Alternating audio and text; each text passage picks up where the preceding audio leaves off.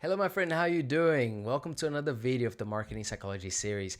And this time we're going to talk about operant conditioning, which is a really fascinating concept, not just because it's widely adopted and used in the context of marketing, but also as a society as a whole. And I'm going to give you tons of examples. By the end of this video, you're literally going to see operant conditioning everywhere in your life. Now, before I explain to you what operant conditioning is, the rationale of the concept, and how it's applied in the context of marketing, let me first introduce you to a esteemed gentleman called Skinner, or B.F. Skinner. Skinner was a psychologist from Harvard, and he published several books. But in 1957, he published a classic book called Schedules of Reinforcement. And in this publication, he explains the key premises of operant conditioning. Now, importantly said, Skinner didn't really believe in free will. He thought that all behaviors could be controlled and predicted as long as you created a system of rewards or reinforcements and punishments and applied that to the external environment. You could control and predict human and animal behavior. So what is operant conditioning? Operant conditioning is a learning process in which behavior is shaped and maintained by its consequences. For example, if a behavior is followed by a reinforcement or a reward, it's going to enhance the likelihood that that behavior is going to happen again. And if it's followed by a punishment, it's going to decrease the likelihood that that behavior is going to happen again. Now, both reinforcements or rewards and punishments can be classified as positive or negative. Positive is when you're adding a stimuli, and negative is when you're removing a stimuli. So you end up with a classification of positive reinforcements and negative reinforcements, and positive rewards and negative rewards. Now, I'm gonna give you tons of examples in marketing, but before I do, let's just try to understand this classification a bit more.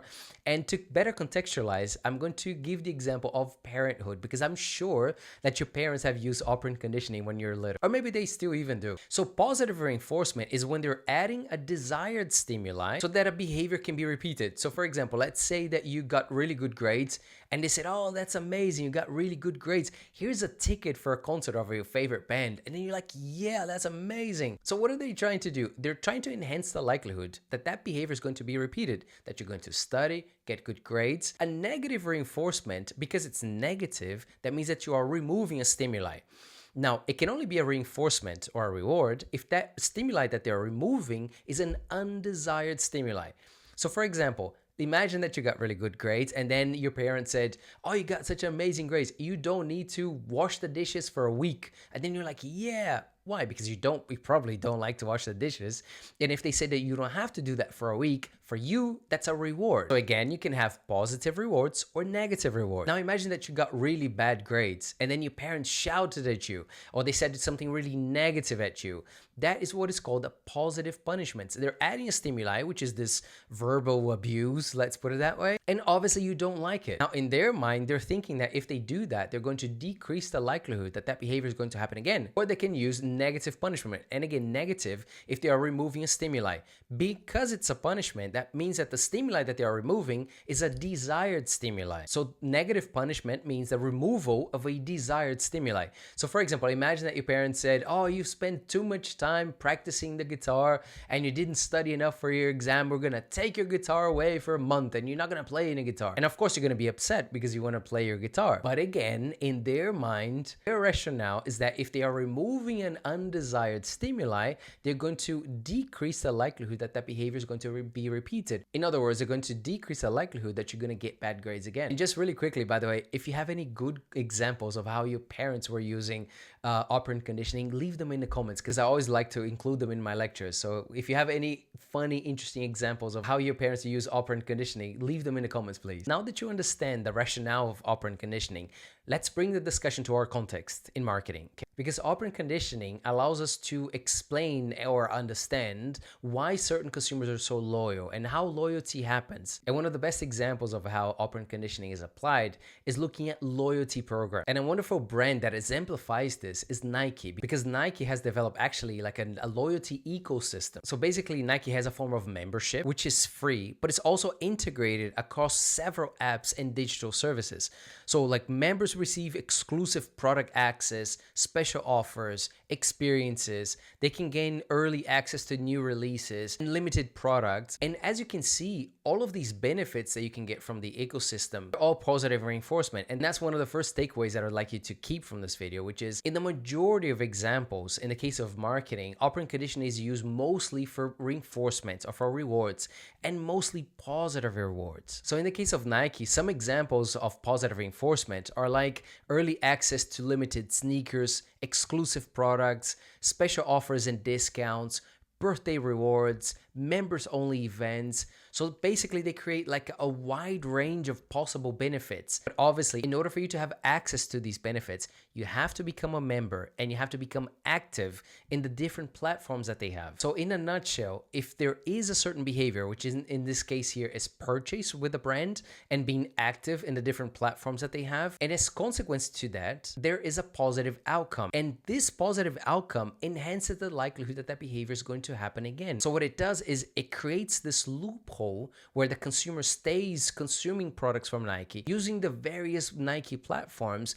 and as a consequence you become a loyal consumer as consequence of repeated behavior. This digital ecosystem that Nike has created includes the Nike Run Club, the Nike Train Club, and the history of purchases associated with the brand. And they also have some interesting examples of negative reinforcement, and again negative because you are removing an undesired stimuli. So some examples include free shipping on orders above a certain threshold. So the idea is that you purchase beyond a certain threshold, receipt-less returns, 60-day wear testing. So in all of these examples, what they're removing is risk, is the element of inconvenience. So by removing this friction in the purchase process, Nike reduces the psychological cost of purchasing again, and therefore it increases the likelihood of repeated purchases. So as you can see, the case of Nike is wonderful because they created this entire digital ecosystem, a very well-designed loyalty programs, interacting different platforms, and with all different types of benefits that you can have of positive reinforcement, negative reinforcement, and so on.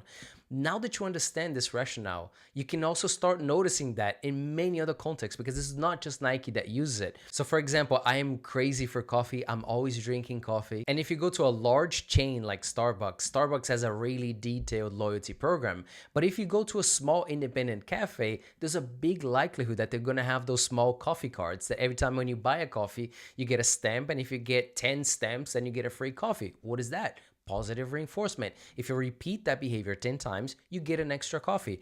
So the small cafe does it, but also the large chain as Starbucks also does it. And online, you see that literally everywhere, in apps like, for example, Duolingo, when you're trying to learn a language, and if you do the exercises, then you get points. So that's positive reinforcement. And there's all of these different features. So basically they're using gamification, and gamification is exactly this, is you do certain tasks, then you're rewarded for this task, then you go for the next level. That's all operant conditioning. Now, it's really important to say as well that operant conditioning alone doesn't create necessarily loyalty. The reinforcements, they have to align with the identity of the customer and with the motivation of the customer. And also, if you overuse it, it loses its effect. And also, what is important to say as well is that in operant conditioning, the type of response from consumers tends to be much more cognitive. If you watch the video on classical conditioning, there in classical conditioning, I mentioned that it was mostly affective responses. In operant conditioning, it's mostly cognitive responses, which means that consumers are making a conscious evaluation of the behavior and the reward that they get. So for example, if they're doing a certain behavior that is too risky or takes too much time or too much effort, and the reward that they get is not valuable enough, they're not going to engage.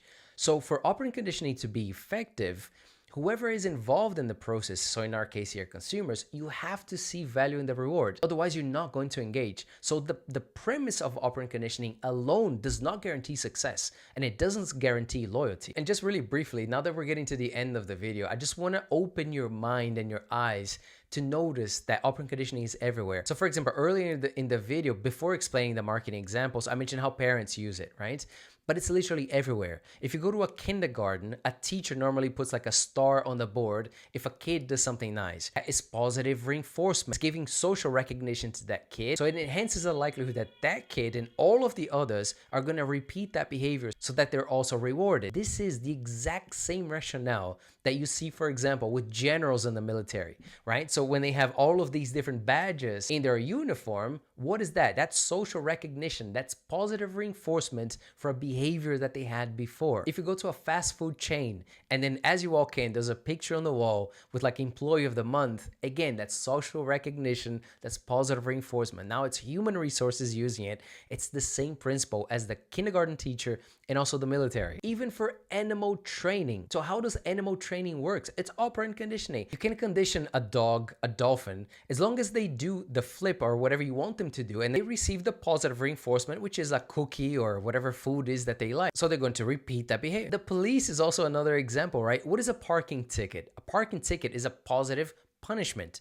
They're adding an undesired stimuli so you don't park again where you should not, or that you don't cross a red light, or that you don't drive over a certain speed limit, and so on. So as you can see, operant conditioning is everywhere. It's in marketing, it's in parenthood, it's in HR, it's in the military, it's in education, it's literally everywhere. Because once again, as I mentioned on the beginning, as Skinner stated, you can control and predict human and animal behavior as long as you create a system of punishments and rewards and you apply it to the external environment. So if classical conditioning helps to explain how brains make associations to trigger emotional responses, with operant conditioning, you can now understand how brains encourage repeated behaviors. And by understanding these two forms of learning mechanisms, you can now understand how brains shape consumer habits. And my friend, as you know, in all of my videos, I like to finish by recommending music. Don't listen to singles, listen to full albums. And the album that I'd like to recommend today is a masterpiece.